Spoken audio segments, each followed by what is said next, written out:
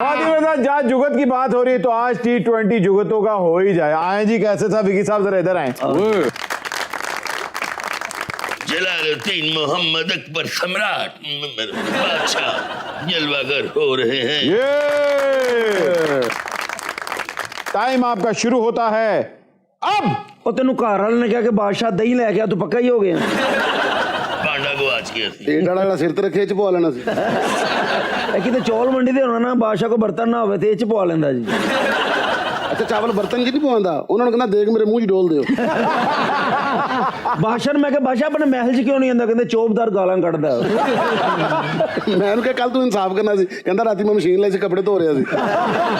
ਬਾਦਸ਼ਾਹ ਨੇ ਸਿਰ ਤੇ ਪੱਟੀ ਕਰਾਈ, ਮੈਂ ਕਿਹਾ ਕੀ ਹੋਇਆ? ਕਹਿੰਦਾ ਨਹੀਂ ਅੱਜ ਮਲਕਾ ਨੇ ਤੇ ਨਹੀਂ ਮਾਰਿਆ।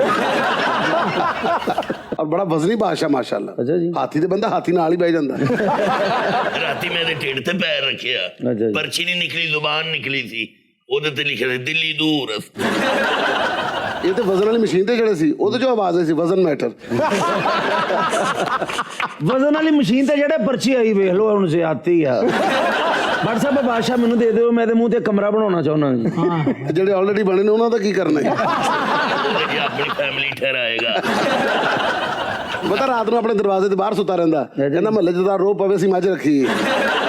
ਮਹੱਲੇ 'ਚ ਬਾਦਸ਼ਾਹ ਮਠਿਆਈ ਬਣ ਰਿਹਾ, ਮੈਂ ਕਿਹਾ ਕੀ ਹੋਇਆ? ਕਹਿੰਦਾ ਅੱਜ ਮੇਰੇ ਬੇਟੇ ਨੇ ਪਹਿਲੀ ਵਾਰ ਮੇਰੇ ਗਲਾਸ 'ਚ ਪਾਣੀ ਪੀਤਾ। ਉਸ ਤੋਂ ਅਗਲੇ ਦਿਨ ਮੈਂ ਫਿਰ ਵੰਡਣ ਡਿਆ ਸੀ। ਹੋ ਗਿਆ ਮੈਨੂੰ ਤੁਹਾਡੇ ਘਰ ਦੇ ਨੇ ਪਸੰਦ ਕਰ ਲਿਆ। ਬਾਦਸ਼ਾਹ ਪ੍ਰੋਗਰਾਮ ਟੀਵੀ ਵਾਲਾ ਗੱਲਾਂ ਤੂੰ ਆਰਫ ਵਾਲੇ ਲੀਆਂ ਕਰਨ